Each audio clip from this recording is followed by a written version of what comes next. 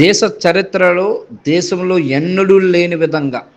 ఒక పార్టీ ఆవిర్భావ దినోత్సవం ఎట్లా జరుపుకోవాలో కొత్త ధనానికి కొత్త రాజకీయానికి నాంది పలికినటువంటి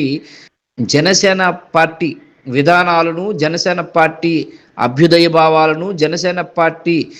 రేపు రాబోయే ఎట్టి పరిస్థితులు ఏ ఎలక్షన్లోనైనా ఎట్లా పాల్గొనాలి, ఆవిర్భావం ఏ విధంగా చేసుకోవాలని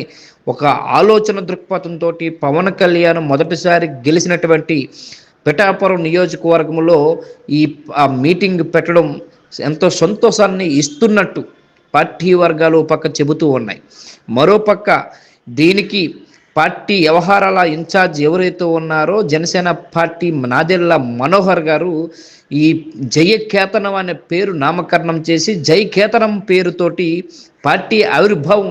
దినోత్సవాన్ని పూర్తిగా పిఠాపురంలో జరుగుతున్నట్టు 14వ తేదీన చెప్పడం జరిగింది. కానీ ఇదే విధంగా దేశ చరిత్రలో ఎప్పుడూ లేని వింతగా కనీ విని ఎరగని రీతిలో పార్టీ అంటే ఏమిటి, పార్టీ నాయకత్వం అంటే ఏమిటి, పార్టీలో జరుగుతున్న పరిణామాలు ఏంటి, పార్టీలు ఏ విధంగా ముందుకు వెళ్ళాలి, పార్టీ ఆ ఆలోచనలు ఏంటి, పార్టీ ఏ విధంగా ముందుకు తీసుకెళ్ళాలి, పార్టీని ముందుకు తీసుకెళ్ళి ప్రజల్ని పార్టీని ఒక వేదికని ఎట్లా ఏర్పాటు చేసుకోవాలి, పార్టీ విధానాలని పూర్తిగా చెప్పే విధంగా పిఠాపురం వేదికగా 14వ తేదీ మార్చి నెలలో పెట్టబోతున్నటువంటి జయకేతనం అనే నామకరణంతో పెట్టుతున్నటువంటి ఈ మీటింగ్కి రాష్ట్ర నలుమూలతో పాటు దేశవ్యాప్తంగా జనసేన పార్టీ అభిమానులను కూడా పిలిచి ఏర్పాట్లు చేస్తున్నట్టు కూడా తెలిసి ఉంది. కానీ ఎట్టి పరిస్థితుల్లోనైనా పార్టీ ఆవిర్భావ దినోత్సవాన్ని కనీ విని ఎరగని రీతిలోని ఏ పార్టీ చేయలేనటువంటి నీతిని కొత్త తరం కొత్త రాజకీయానికి నాంది పలికినటువంటి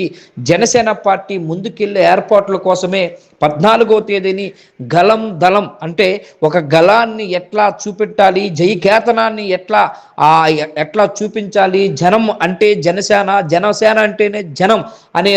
అనే విధంగా వెళుతున్నటువంటి ఈ నామకరణం చేసినటువంటి జయకేతనం పేరుతోటే ఈ మీటింగ్ పెట్టడం జరుగుతున్నది. దీనికి దేశ రాష్ట్ర నలుమూలల నుంచి కూడా ప్రజలందరూ కూడా తరలి రావాలని పక్క నాదెళ్ల మనోహర్ కోరుతూ ఉన్నారు. మరోపక్క పార్టీ ఆవిర్భావ దినోత్సవాన్ని ఎట్టి పరిస్థితుల్లోనైనా ఏ పార్టీ ఇప్పుడు ఉన్నటువంటి కూటమిలో టీడీపీ, బీజేపీ, మరోపక్క ప్రతిపక్షంలో ఉన్నటువంటి వైఎస్ఆర్సీపీ, కాంగ్రెస్ పార్టీలు ఇవన్నిటికీ ఎప్పుడు లేని విధంగా వాళ్ళు ఎవ్వరూ చేయలేని విధంగా మనం చెయ్యాలి అని కూడా పార్టీ ఆదేశాలు ఇచ్చినట్టు కూడా తెలుస్తున్నది అధినేత. ఈ విధంగానే రేపు జరగబోయే వచ్చే ఎలక్షన్లో జనసేన పార్టీ విజయకేతనం ఎగరవేయాలంటే ఇదే వేదిక అని ఓ పక్క చెబుతూ ఉన్నారు.